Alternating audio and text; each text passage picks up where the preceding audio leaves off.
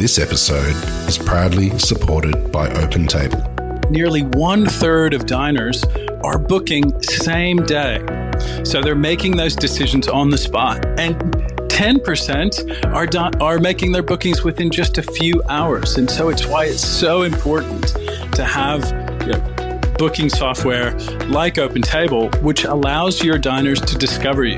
And so when restaurants are on platforms like OpenTable, they're much more likely to be discovered. We help diners to connect to restaurants. Ultimately, having technology, using technology, helps you to reattach to those diners.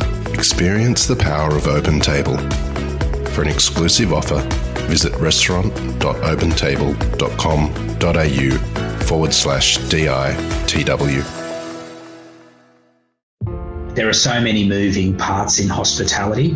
We're not making one particular product and, we've got long-term clients that sell, effectively, let's call it the widget factory.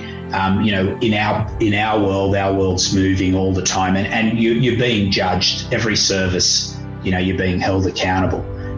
So I love all of that. This is the Deep in the Weeds podcast. I'm Anthony Huckstep. We've discussed the impact on restaurants and cafes over the last year, but the events and catering industries are still in limbo. As our society opens up again, what do large restaurant format events look like? And will we see a renewed offering over the next few years as operators adapt and evolve? Manny Spinola is the founder of Grand Pacific Group and has a new venue, Lola's, on level 1. Manny, how are you? I'm really well, Anthony, and yourself? I'm really good. You've got a brand new venue, which I'm very excited to talk about, but Grand Pacific Group has so many iconic venues for large events. What's this last year and a half been like for you with those sites? It's been incredibly difficult, Anthony, as you can appreciate, being in the events business, and a large part of our business is the wedding business. It's been incredibly difficult dealing with our clients and really having to effectively postpone and cancel events that have been planned for months and sometimes years in advance. It's been very hard, both on the clients and on the business. We've been able to navigate our way through to this stage, and I think in a way that has been sensitive to our clients and has also taken into account the well-being of our staff and the job security of our staff. And here we are today. I feel like we're reopening for the first time, even though I've been doing this for 30 years. Well, you have so many amazing sites, the Blue Room, the Tea Room, Sergeant's Mess, Gunner's Barracks. Have they been treated differently in this time?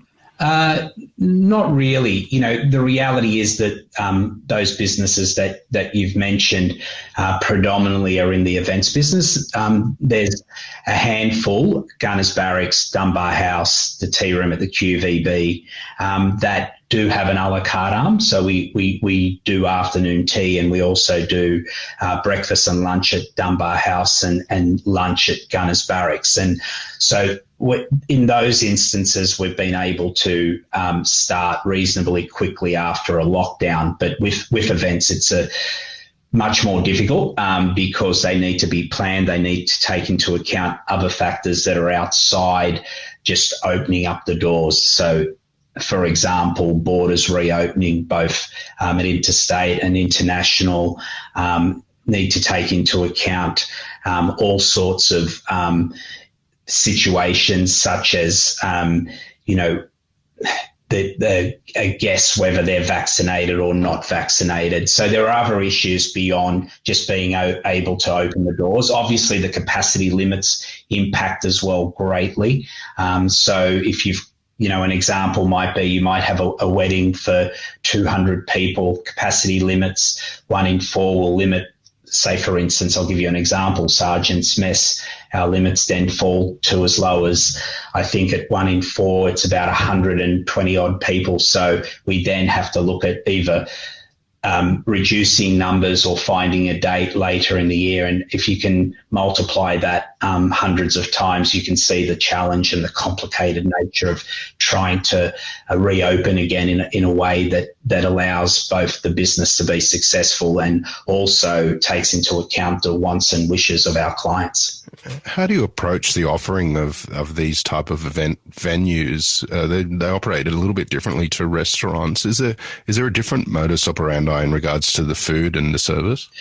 Look, when I started the business back in 1997, I really saw an opportunity to create, for want of a better description, an event, but with restaurant sensibilities. So food that was cooked to order and wasn't pre-cooked, food that was more than protein and veg on a plate, that had some finesse and a nuance, and a standard that was as close as possible to I wouldn't say a fine dining restaurant, but a dining restaurant, and then service that matched. And in the most part, we've been able to achieve that, and that really forms the what I believe the DNA and the heart of Grand Pacific Group is that we try and, to the best of our ability, create experiences that are dining and service orientated. So small factors like wine being served from a station rather than being put on a table, serviettes being folded when guests leave tables, just those nuances that you would expect in a dining establishment. So I have tried to mirror that, but of course it is an event venue. So there, it is different in the sequence of service and how that happens. We've really endeavoured to create experiences that are above the average with Grand Pacific Group, and I hope that we've been able to achieve that. Where we've been in business now for 24 years, we've put together a great group of people that form the heart and soul of our business. I'm very proud to say that we have staff members who are heading towards 20 years with our business, and lots of staff members that are 10 plus, and plenty that are 5 to 10. So that makes me really proud that we've been able to hold and retain staff. Although I must say, Anthony, it is incredibly challenging at the moment, and I dare say you'll be asking me a question about staff and staff shortages at the moment in our industry. Well, let's go there. What are the issues that you're facing, and do you see some solutions? Huge issues. Not only for my business, but for the entire industry. Everyone that I speak to, whether they're a business owner, a general manager, a venue manager, an assistant manager, a head chef, a sous chef, or an executive chef, we're getting the same response, that our industry is on its knees. And I'm not, I'm not a dramatic person, but it's seriously, in all the time that I've been in this business now, heading towards 35 years, I've never seen it like this. It needs to be a partnership between private and government in how we address this. And I think there are many facets to it, but we definitely need to broaden the skilled migrant visa to include front of house, make it a pathway that's easy. We also need to even think about positions like kitchen porters, cleaners. We don't have enough of those people.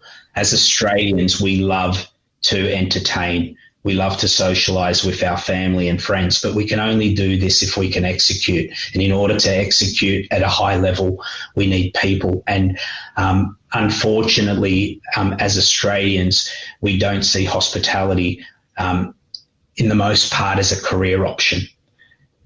And so it's not attractive or aspirational. And I think we really need to work together as an industry and with government in addressing that, and whether that's via education, whether that's also better pay scales. Obviously, that will have a knock-on effect on price.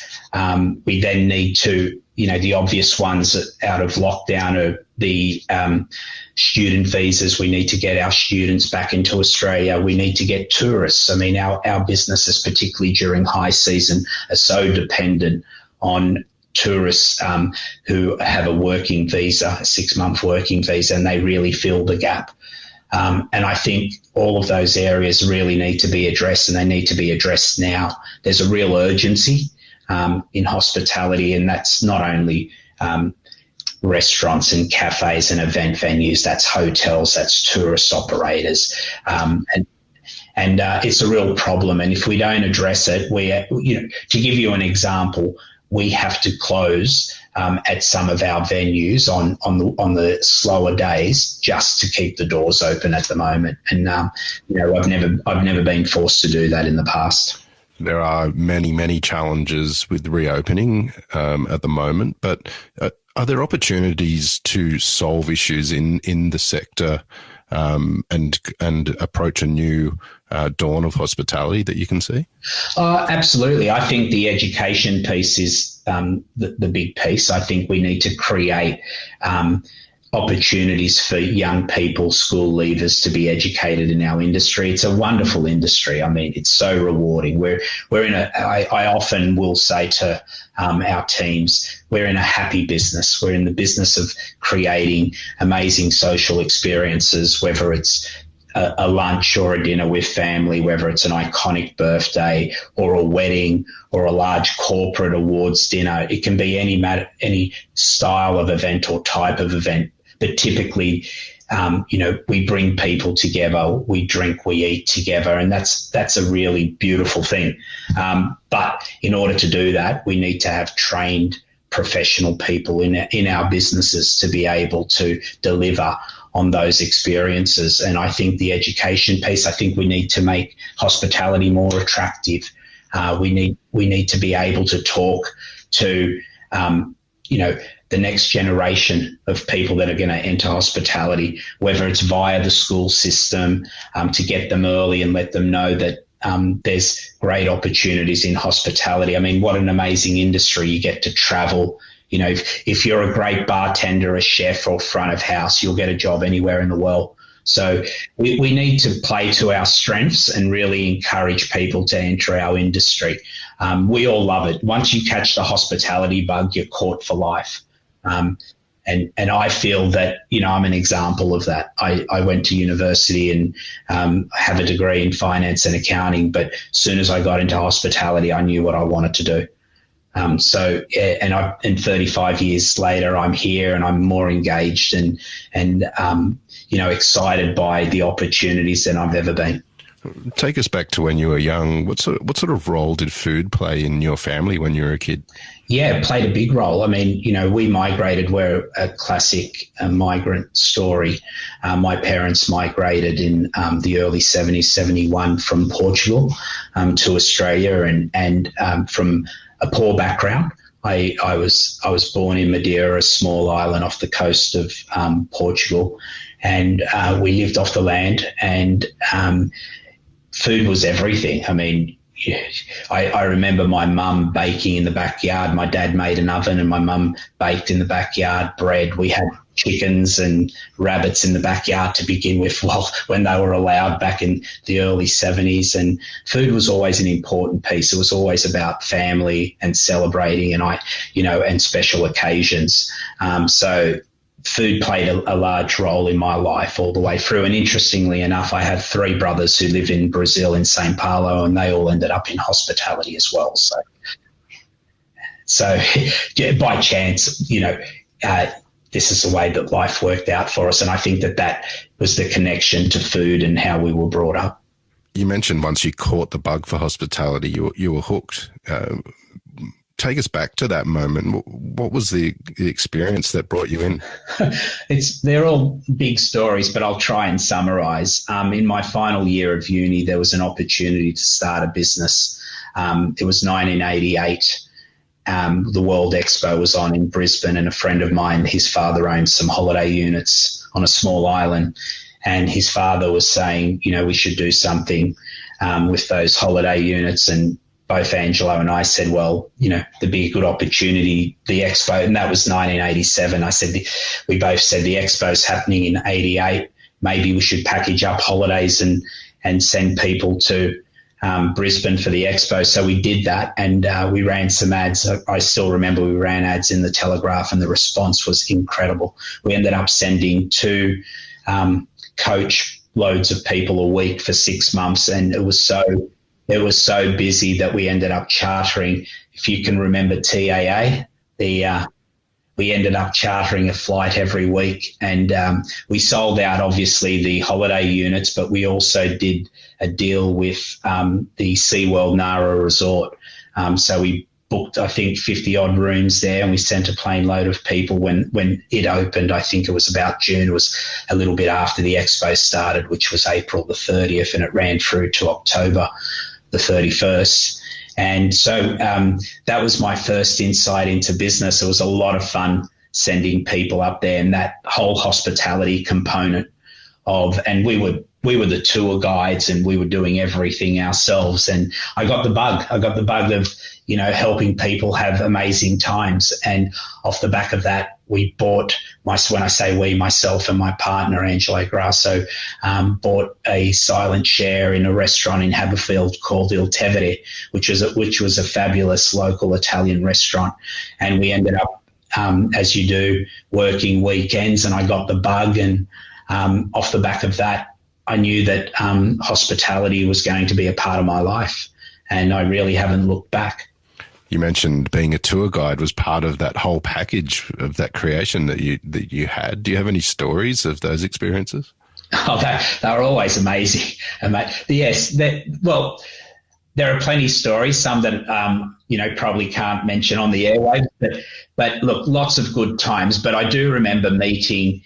We were allowed out on the tarmac at the airport to meet and greet our guests. We went alongside them, and I always remember the look on people's faces when they saw two 20-year-olds that were running this business, and we were meeting and greeting people that were in their 40 pluses and in most cases 50 pluses. So it was always interesting, and they were always a little bit dubious, but by the time we were a couple of days in, they saw that we were absolutely committed to them having an amazing time. And I think that that's what I remember most about that period was just the joy and that our clients had, but also that we had of helping people have fantastic times. And they were busy times because we did a lot in the 7 days. We had harbour cruises. We were doing breakfast, lunch and dinner. The days that they weren't at the expo, there was a 3-day expo pass. It was quite amazing. How did Grand Pacific Group come about? Okay. So there was a photographic exhibition in the Queen Victoria building, and a friend of mine, Stuart Maynard, and myself attended, and a couple of other people, and it was an amazing room, and Great Bones, the ballroom on level 3 at the Queen Victoria building. And I remember approaching the marketing manager, Maya Stark-Bryan. I won't forget her. She's Welsh, and my wife is Welsh. And I approached her and I said, "What are you doing with the room?" And she said, "Oh, we're not doing anything at the moment. We're just using it ourselves." I said, "Well, are you interested in leasing it on a per-use basis?" And she said, "Let me check with my bosses and I'll come back to you." And the week after, she called and she said, "Yeah, we'll be interested." And initially we had, this is going back when you'd have an answering machine. And I at that point had a cafe in Liverpool Street called Fly. It was a really cool burger bar. And there was a little theatre group upstairs. My brother had talked me into producing some theatre. And so we had actors upstairs and we had a burger bar downstairs. And every day at 5 o'clock, I'd rush up to the Queen Victoria building from Liverpool Street and check the answering machine to see if we had any inquiries for events. And in that first year, I think we did somewhere around 34 events, which isn't a huge number, but it was beginning to look like there could be a business born out of that. And Maya called me one day and said, "Manny, Mr. Yap wants to see you." Mr. Yap's this iconic legend of a man who really saved the Queen Victoria building. He was in a hotel room at the Hilton and he saw that potentially the QVB could become a car park. So he got in contact with council and fast forward, and QVV is what it is today because of Mr. Yap's vision. He's a developer from Malaysia, and he no longer owns it, but I still see Mr. Yap from time to time at Dunbar because he lives in Vaucluse when he's in Australia, and he comes down and he visits and has breakfast, and we still talk about those early days. But he said he wanted to meet me, and when I met him, I can't even take the credit for the tea room, Anthony. He said to me, Manny, great that you're doing events, really pleased, but we need this place to be active during the day. You need to do a tea room. And I thought, oh, okay, tea room never had really entered my mind. I went home, spoke to Gwen, my wife now, but my partner at the time, and she said, no, tea room would be a good idea, being British.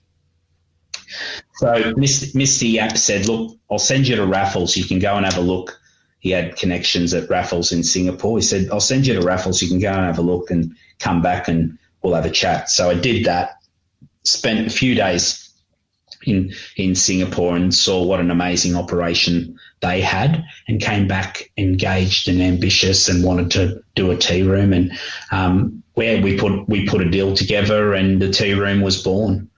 So in 2000, we opened the tea room, and that was really the start of Grand Pacific Group. The early days were tough. I mean, we were on level 3. We didn't really have the funds to market the venue, so we had to build the business client by client. But my view was always, let's make sure everyone's happy. Let's create a fantastic environment for our guests. Let's go above and beyond for them. And if we can do that, I had a mantra: every client must leave happy, and if we can do that, we'll have a business. And it took a good year to 18 months, but we built it and continue to build it. And it grew from there, and it really began to fast track when I brought some great talent. Mark Holmes, who's still with me, our general manager, who was the head chef at Salt Restaurant in Darlinghurst with Luke Mangan. He joined the team, and the food went up another notch. Rob Crichton, who's our executive chef, he came across. He was also part of that team. He came across, and he's still with us today. So we just began to build an amazing group of people, both in the kitchen and front of house. And the business has continued to grow and develop from those early days. I think, after the tea room, Gunners Barracks came along on the north side. That was an amazing experience. We were seriously laying the tarmac down to Gunners Barracks 2 days before our first wedding. And it was so much fun, a lot of pressure, but absolutely loved it. We put together an amazing group of people, and that was very successful. And off the back of that, Sergeant's Mess came along in 2009, and then Dunbar House in 2011. The Palace Tea Room in 2014, the Blue Room in 2016, and now we've got off the back of pandemic and COVID, we started our meal delivery business, Yes Chef, which is beginning to go well for us. Well, when I say well, it's developing and it's beginning to grow slowly. And we've got an amazing venue opening in Canberra in April of 2022 called the Marion, which is in an iconic location at Regatta Point. And we've just opened Lola's with Marco at my first opportunity with a partner. And it's exciting. With venues that are so iconic, and you've held so many events at them, is there any particular event that really stands out that you can tell us about? Oh, there's so many events, Anthony, that have been amazing. But, we've had incredible nothing that really comes to mind immediately, but we've had some incredible events, whether they're corporate, whether they're weddings. I'm always blown away at the amounts of money that are spent at these events, whether they're on flowers and styling or fireworks or entertainment. But yeah, there's many, but nothing in particular that comes to mind and stands out because there is so many. But yeah, it always is an amazing experience to be part of facilitating those events for clients. Now, you do have a new venue which is outside of the group, Lola's on level 1. How did that come about? Our daughters, actually. So I've got a daughter, Manon, and Marco has a daughter, Lola. And when they started at their school, I met Marco, and I was always a big fan of what Marco was doing with Fratelli at the time. 10 William came a little bit later, but always a huge fan of Fratelli. I think what Marco and his partners have done have been amazing. They're, really, I don't think everybody in our industry knows the iconic nature of Fratelli, their ability to be consistent for 20 years plus and still be at the top of their game is a credit to them. So I always had huge respect for Marco. And he's a great guy. I mean, if you meet Marco, he's a lot of fun. He's hospitable. He's got integrity. He's warm. So he's a person that I naturally warm to. And we'd initially just meet at lots of school events and kids' parties and what have you, and always talk shop about what their challenges were and what our challenges were. And we just formed a friendship, and the opportunity came about because I'd been approached about this space that was up for, there was an opportunity there. And in fact, initially the idea would be a kind of summer pop-up. But both Marco and I, we tend to be focused on detail, and it was pretty quick that we realised it wouldn't be a pop-up. We're interested in businesses that hopefully can stand the test of time. We never get ahead of ourselves. I never do.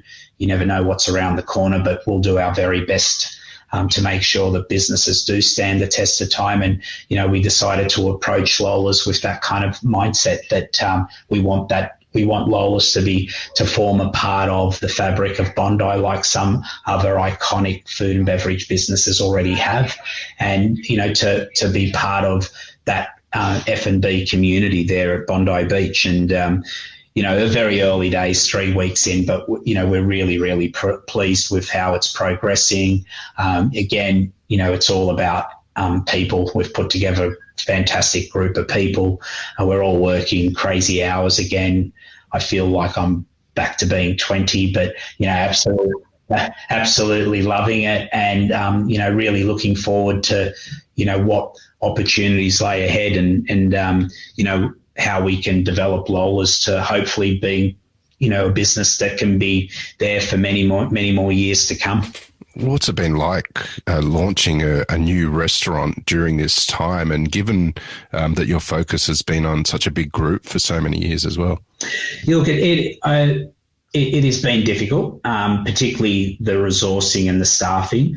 It's been tough. There's really a small pool, and the industry is short-staffed, so it's almost everybody's competing for really good people. For the best people. And that's been tough. I mean, we would love to, in very simple terms, almost increase our staff count by somewhere around 30 to 40%. And that would allow us to then run our business really effectively. Everybody's putting in crazy hours at the moment that, ultimately we know are not sustainable and we need to address. And that's what we're doing. We've made a big decision to close Monday and Tuesday at Lola's in order to really ease the pressure and allow our team to have a rest and to be able to rebuild. And we're hoping that over the next 4 to 6 weeks that we can build our team and get back to 7 days, because we that's what we want to do. We believe that part of Lola's DNA is 7 days at Bondi Beach. What sort of appetite are you seeing from your customers for events and going out? Is there any hesitation? No. There's definitely a demand there. Look, obviously, what we're seeing is the demand piece of the business is going to come back, and it's going to. I think we can get back to almost normalised trading conditions as soon as all the restrictions are lifted. So there's a little way to go. We need to get rid of the capacity limits, etc. And once we get to that point, I think you'll see business come back to pre-COVID levels, and there's a real interest. I think what COVID did was really make it very clear for people that, life can be disrupted, that we're not in control of it, and that what's important to us are our relationships with our loved ones, be it family or friends, and that it's kind of, I think for all of us, we've realised, and I definitely speak for myself, that, you want to have those memories. You want to have those special occasions, and typically the backdrop to them will be a restaurant, it'll be an event venue, it'll be a pub or a club, or a hotel. So I think our industry long term is in a good position, because particularly off the back of how people are feeling, but our challenges lie in how we can create our workforce to be able to accommodate that demand. We've still got a long way to go. The events business won't change overnight. I mean, we won't get back to normalised revenue with our event business, I'd say, for between 6 to 12 months. But we're getting there. Restaurants, you turn, you kind of see that a little bit more instantly. You open your doors, you switch your lights on, you fire up your ovens, and, effectively the phone begins to ring. Events business, you need to plan in advance, and there's a bit of a lead time, bit of a runway before you get to capacity. What sort of impact has the last year and a half had on you personally, given the long period of time that you've been in the industry? Do you see your role and views of the industry changed because of the last year and a half? Yeah, I'm saddened by the fact that a lot of the workforce, and I'm thinking somewhere between 5 and 10% have left the industry, and it might be even more than that. Within my business, it's definitely around that number, have actually left the industry and are not coming back to it because of, the security and the stability issues around our industry. And I'm saddened by that, because we have an amazing industry. And unfortunately, people do need to put food on their table and a roof over their head, so they've had to make those big decisions. So that part of it. The other piece is to really be supportive of our team, the people that have decided to stay in our industry and be a part of the journey together. I feel that our industry, we need to look after our people better than what we have. We need to create better work conditions for them. And I definitely, in all of my dialogue with my team, it's about creating best practice workplace for our team. I think that that's going to be critical. I almost feel that the businesses that will flourish and survive will be the businesses that look after their teams and create best practice in terms of the work environment. And I definitely think that that's front and center of how I'm feeling about our business. I'm really focused on creating experiences for our business, for our clients through our business. I think, let's make sure that every opportunity we get to impress our clients, that we do that. And that might be just by saying, having a conversation, genuine care, going above and beyond, attention to detail, all of those factors that we know can make a difference. But, ultimately it's about caring, and I think people feel that.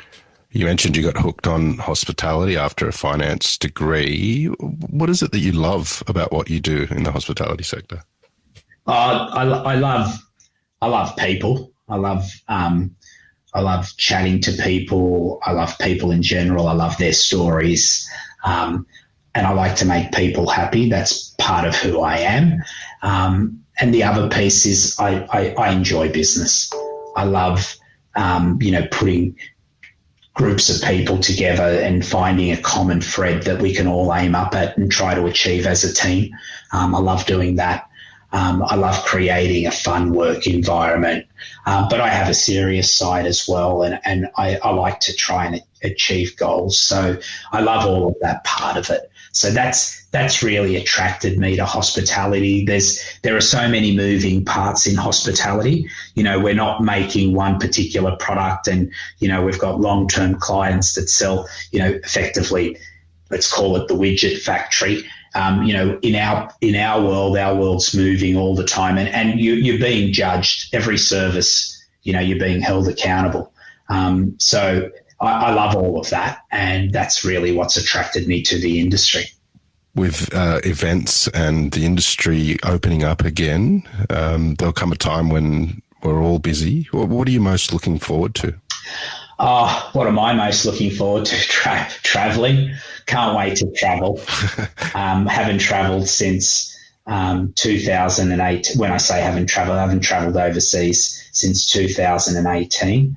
So really want to hop on a plane with the family, go and visit, go and explore. I love traveling. My wife's family's in Wales. I've got family in Portugal. We love to go see Europe, and I learn so much when I'm traveling. I'm always looking at what people are doing, not only in my industry, but in architecture and other industries.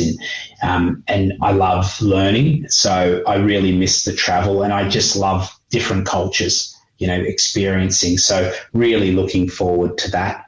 And just looking forward to people having hope again. I think it's been a tough 2 years for most people.